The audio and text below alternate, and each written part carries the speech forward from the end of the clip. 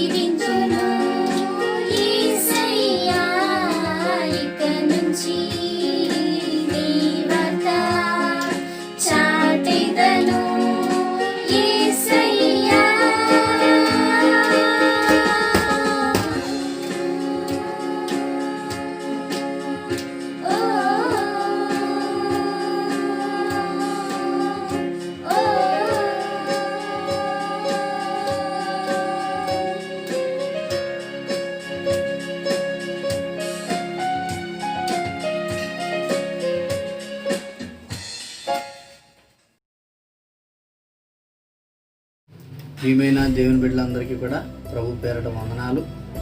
మరి అలాగే భారతదేశ పౌరులందరికీ కూడా మరి 74వ 73 సంవత్సరాలు పూర్తి చేసుకొని 74వ వేడుకని జరిగించుకుంటున్న మరి నా భారతదేశ పౌరులందరికీ కూడా, నా భారతీయ సహోదరులకి సహోదరిమణులకి మరి ప్రత్యేకంగా ప్రభు పేరట వందనాలు. మరి మన దేశానికి స్వతంత్రం వచ్చి 73 సంవత్సరాలు అయింది. 74వ వసంతంలోని మనం అడుగుపెట్టాం. మరి ప్రియమైన దేవుని బిడ్డలారా, మరి ఆ దినాల్లో మరి మతమని, కులమని, ప్రాంతమని మరి ఏ భేదం లేకుండా ప్రతి ఒక్కరూ మరి మన దేశ స్వతంత్రం కోసం బ్రిటిష్ వారి మీద అందరూ కలిసి ఐక్యతతో పోరాడి మన దేశానికి స్వతంత్రత తెచ్చారు. అంతేకాదు దేవుని బిడ్డలారా, వారి ప్రాణాలు కూడా లెక్క చేయకుండా మరి దేశ యొక్క మరి ఆ స్వతంత్రం కొరకు అనేక మంది ప్రాణాలు అర్పించి మరి అనేక మంది మరి మన దేశం కోసం పోరాడి మనకి స్వతంత్రాన్ని ఇచ్చారు. మరి అలా పోరాడి మన దేశానికి స్వతంత్రం తెచ్చిన ప్రతి ఒక్కరికి కూడా హృదయపూర్వక ధన్యవాదాలు తెలియపరుస్తున్నాం. మరి మీ అందరికీ కూడా మరొకసారి మరి మన ఇండిపెండెన్స్ శుభాకాంక్షలు మీ అందరికీ కూడా తెలియపరుస్తున్నాం. అయితే దేవులారా, ఆ రోజు ఎలా అయితే వారందరూ కూడా ఐక్యంగా కూడి మరి ఏ మతభేదం, కులభేదం, వర్గభేదం లేదా ప్రాంత భేదం లేకుండా ఎలా అయితే మన దేశానికి స్వతంత్రం తెచ్చారో మరి మనం కూడా భారతదేశ పౌరులుగా మరి మన స్కూల్లో చెప్పుకుంటాం కదా, భారతదేశం నా మాతృభూమి, భారతీయులందరూ నా సహోదరులు అనే మాట మనం చెప్పుకుంటాం. నిజమే, మనందరం కూడా ఒక తల్లికి పుట్టిన బిడ్డ లాంటి వారిని. మన దేశ ఇంకా ఐక్యతను ప్రపంచ దేశాలకి చాటి చెప్పులాగిన మరి కులమని, మతమని, ప్రాంతమని, వర్గమని భేదాలు తెచ్చుకొని మరి మన ఐక్యతను పాడు చేసుకోకుండా మనం అభివృద్ధి చెందే దేశంగాను అనేక దేశాలు మన దేశాన్ని చూసి గర్వించే విధంగా ఈరోజు మన దేశం ముందడుగులో ఉంది. మనం కూడా భారతీయ పౌరులుగా మన భారతదేశానికి గౌరవం తెచ్చేవారుగా, మన భారతదేశం కోసం పాటుపడేవారుగా మరి మనందరం కూడా ఐక్యత కలిగి ఈ ఐక్యతతో మనం ప్రపంచ దేశాలకి మన భారతదేశ ఐక్యతని చాటి చెప్పాలని మరొకసారి మీ అందరికీ కూడా హృదయపూర్వక మరి ఇండిపెండెన్స్ డే శుభాకాంక్షలు మీ అందరికీ కూడా తెలియపరుస్తున్నాను. అయితే బిడ్డలారా, మనం చూస్తున్నప్పుడు స్వతంత్రం అనే మాట మనం చూస్తున్నప్పుడు మరి బానిస సంఖ్యల నుంచి విడుదల పొందుకున్న దాన్నే స్వతంత్రం అంటాం. బానిస సంఖ్యల నుంచి విడుదల పొందుకున్న దాన్నే స్వతంత్రం అంటాం బిడ్డలారా. మరి ఇది ఎలా చూసుకుంటున్నప్పుడు ఒకానొక దినాన బైబిల్ గ్రంథంలో కూడా మనం చూస్తున్నప్పుడు మరి ఐగుప్తుల చేతుల్లో ఇజ్రాయేల్ కూడా మరి బానిసత్వాన్ని అనుభవించినప్పుడు మరి దేవుడు అద్భుతమైన రీతిలో వారిని విడిపించినట్లుగా మనం చూస్తున్నాం. అయితే బానిసత్వం అంటే ఏంటంటే మరి వారికి బానిసలుగా ఆ దేశానికి లేకపోతే ఆ దేశపు రాజుకి వారిని బానిసలుగా ఉంచుకొని వారి చేత అనేక రకాల వాళ్ళకి ఇష్టం లేని పనులు చేయింతూ మరి వారు స్వతంత్రంగా ఆలోచించడం కానీ స్వతంత్రంగా వారు వేరే పనులు చేసుకోవడం కానీ లేకుండా మరి వారు ఏదైతే చెప్తారో అదే వేదం అన్నట్లుగా వారిని బానిసలుగా ఉంచి వారి చేత వెట్టి సాగిరి చేయించుకొని అనేక రకాలుగా వారిని హింసించేదాన్ని బానిసత్వం అంటారు. మరి ఒకానొక దినాన్ని ఇజ్రాయేల్ కూడా బిడ్డలారా మనం చూస్తే చూడండి, నిర్గమాకాండం 23వ అధ్యాయంలో మనం చూస్తే చూడండి, ఆ మాట చదువుతున్న ఇజ్రాయేలు తాము చేయుచున్న వెట్టి పనులు బట్టి నిట్టూర్పులు విడుచుచు మొరపెట్టుచుండగా తమ నిట్టూర్పులను బట్టి వారు పెట్టిన మొరను బట్టి దేవుని యొద్దకు చేరను. దేవుని స్తోత్రం, హల్లెలూయా. మరి ఐగుప్తీయులు మరి దేవుడి ప్రజలైన ఇజ్రాయేల్ని వారి బానిసలుగా ఉంచుకొని అనేక రకాల బాధలు పెడుతున్నప్పుడు మరి ఆ బాధని దేవుడు ఆలకించి మరి మోషేని మరి వారి మీద నాయకుడిగా ఉంచి మరి మనం చూస్తున్నప్పుడు ఆ దినాల్లో ఎలా అయితే కుల మత భేదాలు లేకుండా అనేక మంది మన దేశ స్వతంత్రం కోసం పోరాడారో మరి మోషే కూడా బిడ్డలారా ఆ ఐగుప్తి దేశపు విడుదల కొరకు మరి దేవుడు మోషే నిలబెట్టి మోషే ద్వారా ఆ ఐగుప్తి రాజు మీద ఐగుప్తీల మీద పోరాటాన్ని జరిగించి మరి అనేక సూచక్రియలు మహత్కార్యాలు చేసి మరి దేవుడు కూడా ఐగుప్తి జనాంగాన్ని అంటే ఆ బానిసత్వం నుంచి ఐగుప్తి నుంచి ఆ ఇజ్రాయేల్ ప్రజలందరినీ కూడా మోషే ద్వారా విడిపించినట్లుగా మనం చూస్తున్నాం. దేవుని స్తోత్రం, హల్లెలూయా. వారు కూడా అలాంటి బానిసత్వాన్ని కలిగే ఇబ్బంది పడుతున్నప్పుడు దేవుడు అద్భుతమైన రీతిలో వారిని విడిపించాడు బిడ్డలారా. మరి ఈ సమయంలో మనం దేవుడి కోసం మనం మాట్లాడుకుంటే బిడ్డలారా మరి కీర్తన గ్రంథంలో మరి 46 వచనం 46 అధ్యాయం 7 వచనంలో చక్కని మాట దేవుడి కోసం చెప్పబడుతుంది బిడ్డలారా. ఎవరైతే బాధింపబడతారో, ఎవరైతే బంధింపబడతారో, ఎవరైతే హింసింపబడతారో, ఎవరైతే ఆకలితో అలమటించిపోతారో అలాంటి వారిని దేవుడు విడిపిస్తాడని మరి దావీదు భక్తుల కీర్తనలో మరి తెలియపరుస్తున్నట్లు మనం చూస్తాం. ఒకసారి బైబిల్ గ్రంథంలో మనం చూసుకుంటే చూడండి, మరి దావీదు కీర్తన మరి 146 7 వచనం చూస్తే చూడండి, బాధపరచబడి వారికి ఆయన న్యాయము తీర్చును, ఆకలిగొని వారికి ఆయన ఆహారము దయచేయును, యెహోవా బంధింపబడి వారిని విడుదల చేయును. దేవుని స్తోత్రం, హల్లెలూయా. బిడ్డలారా, దేవుడు తన దక్షిణాస్తాలు చాపి ఎవరైతే మరి బందీలుగా ఉన్నారో, బానిసత్వం కలిగి ఉన్నారో, మరి ఎవరైతే ఆకలిగొని ఉన్నారో అలాంటి వారిని మరి ప్రభువైన మరి యేసుక్రీస్తు వారు మరి దేవాది దేవుడు అలాంటి వారిని విడిపించి ఆ బానిసత్వం నుంచి విడిపించి ఆ బందికానాల నుంచి విడిపించి వారి ఆకలి దప్పులు తీర్చేవాడు మన యేసయ్య. దేవుని స్తోత్రం, హల్లెలూయా. మరి ఇలా చూస్తున్నప్పుడు ఆ దినాల్లో మరి ఇజ్రాయేల్ని ఐగుప్తు నుంచి విడిపించడానికి మరి మన దేశంలో అనేక మంది ఎలా అయితే పోరాడి మరి బ్రిటిష్ చేతుల్లోంచి మన దేశాన్ని రక్షించి స్వతంత్రాన్ని ఎలా తెచ్చారో మరి ఆ రోజు మరి ఐగుప్తి రాజు చేతుల్లోంచి ఐగుప్తు దేశం యొక్క బానిసత్వంలోంచి మరి దేవుడు మోషే ద్వారా ఈ ప్రజల్ని విడిపించినట్లుగా మనం చూస్తున్నాం. దేవుని స్తోత్రం, హల్లెలూయా.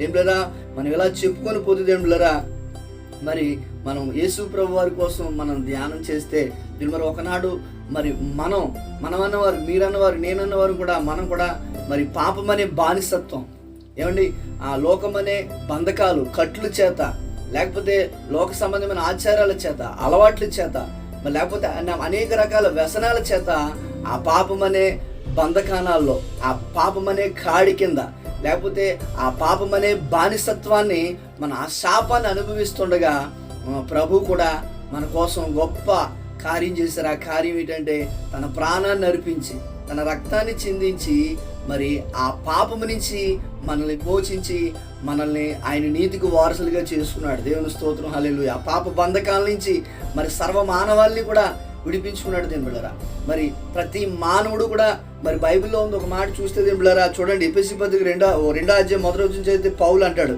మీరు అపరాధముల చేతను పాపముల చేతను మీరు చచ్చిన వారి ఉండగా ఆయన మిమ్మల్ని క్రీస్తుతో కూడా బ్రతికించును. దేవుని స్తోత్రం, హల్లెలూయా.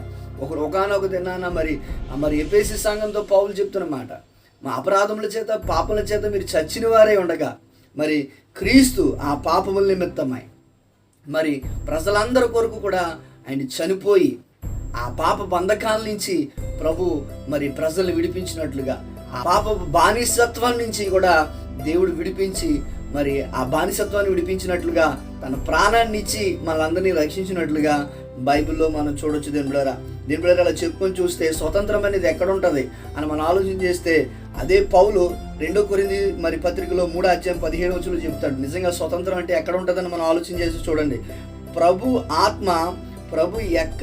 చూడండి, ప్రభువే ఆత్మ, ప్రభు యొక్క ఆత్మ ఎక్కడుండునో అక్కడ స్వతంత్రం ఉండును. దేవుని స్తోత్రం, హల్లెలూయా. పౌలు ఏమంటున్నాడు, ప్రభు ఎక్కడైతే ఉంటాడో అక్కడ స్వతంత్రం ఉంటుందంట. దేవుని స్తోత్రం, హల్లెలూయా. ఈరోజు స్వేచ్ఛ, స్వతంత్రం అనేది దేవుని బిడ్డలారా కావాలని కోరుకున్న ఏ ఒక్కరైనా సరే మరి ప్రభు ఎక్కడైతే ఉంటాడో అక్కడ తప్పకుండా గొప్ప స్వతంత్రాన్ని, స్వేచ్ఛని అనుభవిస్తారని ఈ మాటలు బట్టి మనం తెలియపరుస్తున్న దేవుని బిడ్డలారా.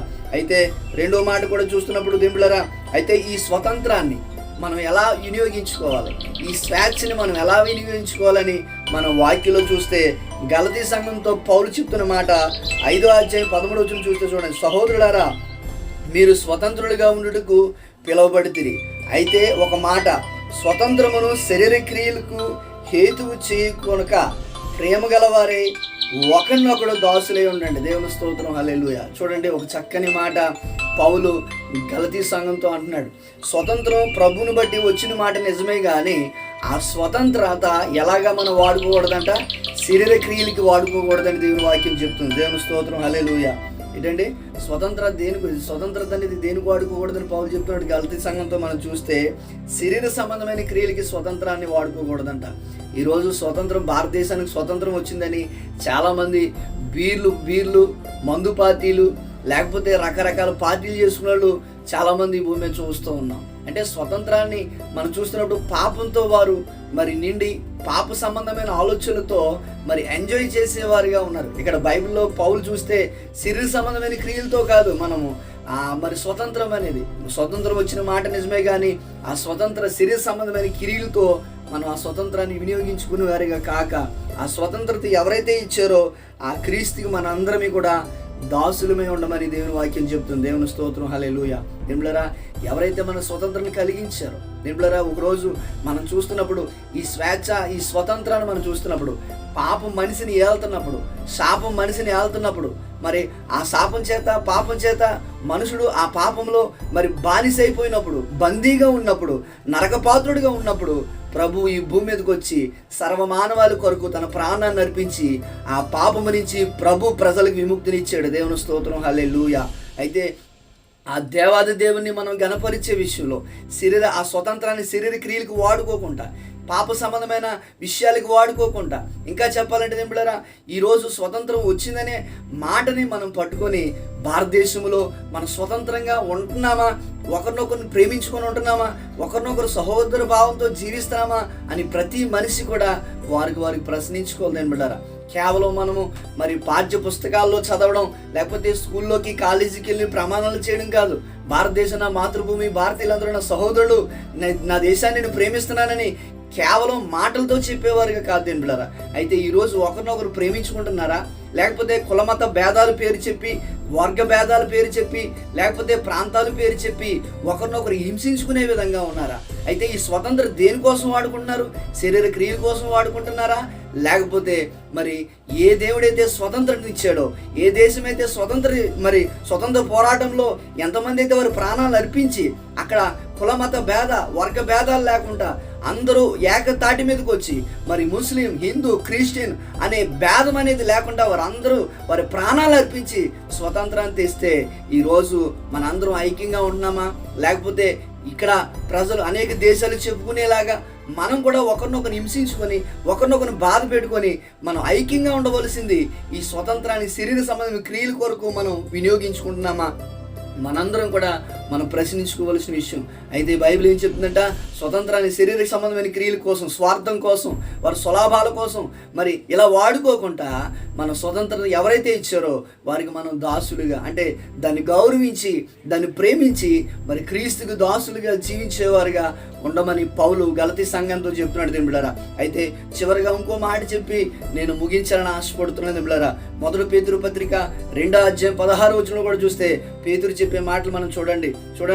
స్వతంత్రులై ఉండి దుష్టత్వమును కప్పిపెట్టుటకు మీ స్వతంత్రమును వినియోగపరచక దేవునికి దాసులమని లోబడి ఉండండి. దేవుని స్తోత్రం, హల్లెలూయా. అక్కడ చూడండి, స్వతంత్రులై ఉండి దుష్టత్వమునకు కప్పిపెట్టుటకు మీ స్వతంత్రమును వినియోగించగా దేవునికి దాసులే ఉండండి చెప్తున్నాడు. ఇక్కడ కూడా స్వతంత్రం వల్ల దుష్టత్వాన్ని కప్పిపెట్టుకోండి, దుష్టత్వంతో కూడిన ప్రవర్తన కలిగిన వారిగా జీవించుకుంటా ఆ స్వతంత్రాన్ని ఎలాగంట ఏ దేవుడైతే మనకు స్వతంత్రాన్ని ఇచ్చాడో, మరి ఏ ప్రభు అయితే ఆ పాపం నుంచి మానవుడికి స్వతంత్రాన్ని ఇచ్చాడో, ఏ వ్యక్తి అయితే ఈ పాపం నుంచి ప్రజలు విడిపించాడో ఆ వ్యక్తిని మనం గుర్తించి ఆ వ్యక్తికి మనం దాసులుగాను లేకపోతే ఆయనకి మనము ఇష్టమైన పిల్లలుగాను జీవించినప్పుడు దేవుడా ఆయన మన కొరకు కాచిన రక్తానికి, ఆయన మన కొరకు చేసిన త్యాగానికి మనం నిజంగా విలువ కట్టిన వారుగాను ఆయన నామానికి మహిమ తెచ్చేవారుగాను ఉంటామని మరి దేవుని వాక్యం చెప్తుంది. దేవుని స్తోత్రం, హల్లెలూయా. అయితే నేను దేవులారా ఇందాక చెప్పే మాటలో ఒక మాటని నేను ఇక్కడ విడిచిపెట్టినట్లుగా నేను చూస్తున్నాను దేవులారా. అక్కడ చక్కని మాట ఉంటే చూడండి, గలతీ పత్రికలోనే 13వ అధ్యాయంలో మనం చూస్తే మళ్ళీ ఒకసారి ఆ మాట చదువుకుందాం. సహోదరులారా, మీరు స్వతంత్రులుగా ఉండుటకు పిలువబడితిరి. అయితే ఒక మాట, స్వతంత్రమును శరీర క్రియకు హేతువు చేసుకొనక ప్రేమ కలిగిన వారై ఒకరినొకడు దాసులే ఉన్నాడు. దేవుని స్తోత్రం, హల్లెలూయా. ఏంటంట బైబిల్ ఏం చెప్తుంది?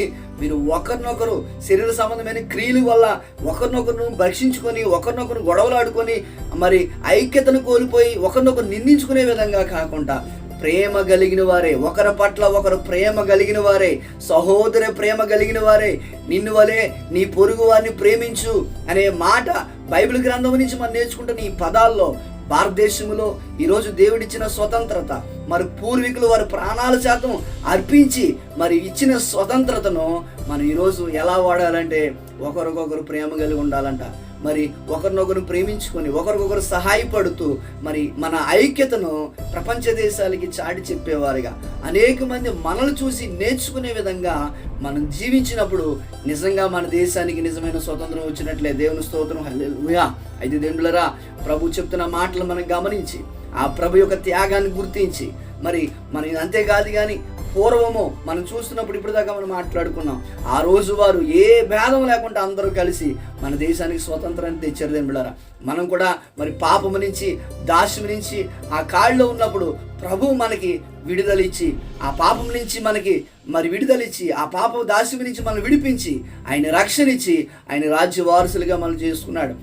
అయితే దేవుని వాక్యం చెప్తున్నట్లుగా మనం ఒకరినొకరు ప్రేమించుకునేవారుగా ఒకరినొకరు గౌరవించుకునేవారుగా ఈ ఐక్యత అనేక మందికి చాటి చెప్పి మనం అనేక మందికి మాదిరిగా ఉండాలని ప్రభు వాక్యం చెప్తుండగా మనం అలా జీవిస్తూ అయితే దేవులారా మరి దేవుని పిల్లలుగా క్రైస్తవ బిడ్డలుగా దేవులారా భారతదేశ పౌరులుగా మన దేశ క్షేమం కోసం మనం ప్రార్థన చేద్దాం. అలాగే మన దేశ పౌరుల కోసం ప్రార్థన చేద్దాం. అలాగే మన దేశ నాయకులు, ప్రధానుల కోసం, ముఖ్యమంత్రుల కోసం, మరి ఆర్మీ కోసం, నేవీ కోసం, పోలీసు వారి కోసం, మన భారతదేశంలో ఎంతమంది అయితే ఉన్నారో వారందరి కోసం ప్రతి నిత్యం ప్రార్థన చేసి అంతేకాదు బిడ్డలారా, ఈ రోజు మరి దినాలు చూస్తున్నప్పుడు ఈ కరోనా వైరస్ ద్వారా లక్షలాది మంది మరి దాని బారిన పడి వేలాది మంది చనిపోతూ ఉన్నారు. నిజంగా మనం భారతదేశ పౌరులమైతే, నిజంగా నువ్వు భారతదేశంలో పుట్టి క్రీస్తుని అంగీకరించి క్రీస్తు బిడ్డగా నువ్వు జీవిస్తున్నావు, నిజంగా దేశాన్ని నువ్వు ప్రేమిస్తున్నావు అని అనుకునేలా ఉంటే, ఇదిగో ఒక సేవకునిగా నీకు చెప్పే చిన్న సలహా ఏంటంటే, నీ దేశం కోసం ప్రార్థన చేయి, నీ ప్రజల కోసం ప్రార్థన చేయి, నీ నాయకుల కోసం ప్రార్థన చేయి, నీ ప్రభుత్వం కోసం ప్రార్థన చేయి. ఈ భారతదేశం క్షేమంగా ఉండాలని, ఆరోగ్యంగా ఉండాలి, అన్ని విషయాల్లో అభివృద్ధి చెందాలని, మరి అనేక మందికి మాదిరిగా మన దేశం ఉన్నతమైన స్థితిలో ఉండి, మన దేశమంతా మరి దేవుని చేతికి అప్పగింపబడి ఆయనకి మహిమ తేవాలని, ప్రతిరోజు మన దేశ క్షేమం కోసం ప్రార్థించాలని మరి మీ అందరినీ హృదయపూర్వకంగా కోరుకుంటూ, మరొకసారి మీ అందరికీ కూడా మరి మీకు ఇండిపెండెన్స్ డే శుభాకాంక్షలు తెలియపరుస్తూ ఈ మాటలు దేవుని ఇడికిలో దీవించును గాక. Amen, amen, amen. ప్రార్థన చేసుకుందాం కళ్ళు మూసుకొని.